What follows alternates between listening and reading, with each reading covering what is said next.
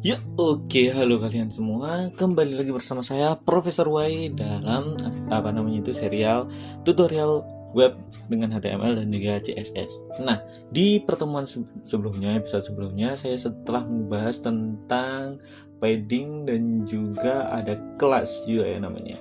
Kelas untuk membedakan antara A yang biasa dengan A yang di sini ada kelasnya sehingga menjadi bentuk tombol. Nah, sekarang saya akan membahas tentang apa yang disebut dengan pseudo class. Pseudo class, oke. Kalau tulisannya sendiri, kita bisa membuat pseudo class. Nah, pseudo kita lihat pseudo adalah kalau di dalam bahasanya sendiri adalah semu. Semu atau semu itu ya, kelas yang tidak kelas sebenarnya. Artinya itu dia ditulis tapi sebenarnya tidak ada. Kayak gimana sih maksudnya? Oke, kita langsung saja.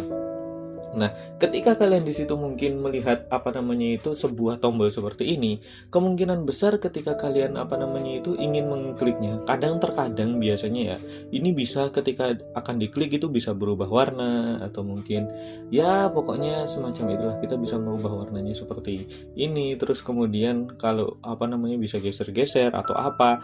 Nah, itu kita menggunakan pseudo class.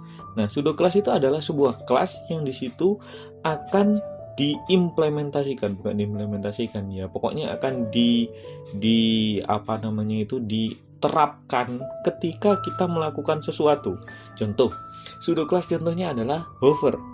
Kelas hover ini artinya style CSS-nya akan diterapkan ketika mouse berada di atas elemen tersebut. Contohnya di sini, home. Saya mau di sini home, ketika saya tunjuk dengan mouse, maka home ini warnanya berubah menjadi merah seperti ini, sehingga akan terjadi sedikit interaktivitas ya. Oke, coba kita lihat bagaimana caranya.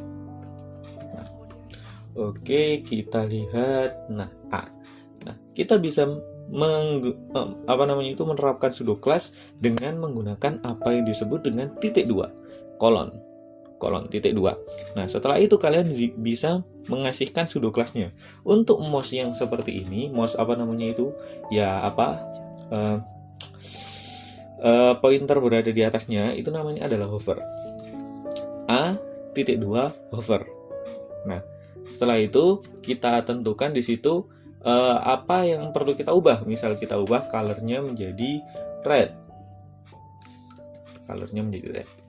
Oke. Sekarang coba kita lihat. Nah, ketika kita tunjuk di sini, maka color akan berubah menjadi red. Atau mungkin kita ubah juga menjadi font weight-nya bold. Oke, udah bold. Atau mungkin kita ubah dia bisa ada garis bawahnya, text decoration. Text decoration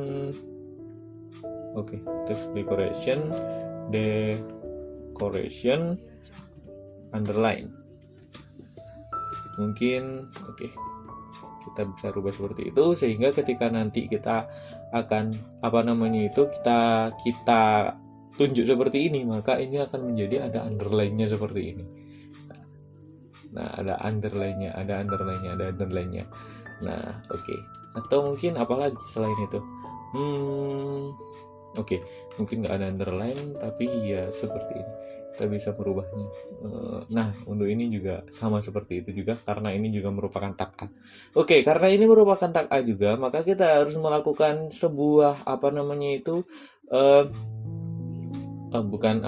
pengubahan juga dalam pseudo class-nya. Karena ini merupakan tag A, ini A juga, ini A juga. Maka kita harus menggunakan hover juga untuk A dengan kelas tombol.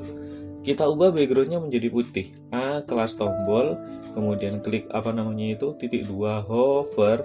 Kita ubah background color-nya menjadi putih. White. Nah, sehingga ketika kita lihat, ini ketika kita lihat sini, background color-nya kenapa tidak menjadi putih? Hover. Kenapa hover? Kita lihat, nah background color-nya menjadi putih. Tidak, sepertinya ininya biar jadi tombol, maka bordernya kita bikin bordernya ini menjadi border yang sehingga garis tepinya itu udah bisa kelihatan merah-merah gitu. Oke, kita akan menggunakan properti yang disebut dengan border. Border ini adalah sebuah properti yang di situ digunakan untuk membuat sebuah garis tepi pada sebuah elemen. Nah, properti border sendiri dari yang lain-lain, contoh kalau color di sini kan white ya. Kalau border itu menerima 3 buah parameter, 3 buah nilai. Yang pertama adalah style, gaya dari border itu sendiri. Untuk garis lurus biasa kita memakai gaya yang disebut dengan solid. Setelah itu kalian juga bisa memanipulasi warnanya, mungkin red, dan juga memanipulasi tebalnya. Tebalnya kita kasih 1 pixel aja. Nah, kayak seperti ini. Nah, pasti nanti ada ada bordernya seperti ini. Nah, oke, mungkin kurang tebal 1 pixel, kita ambil 2 pixel.